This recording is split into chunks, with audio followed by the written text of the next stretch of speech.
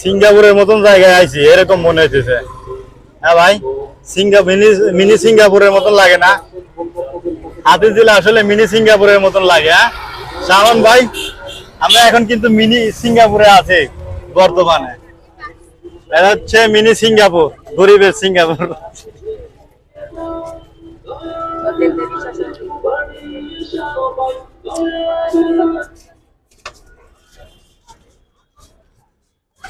বিকাল হলে এনে আসলে অনেক মানুষ হয়, এরকম ব্রিজ আছে, না হলেও 8-9টা ব্রিজ আছে।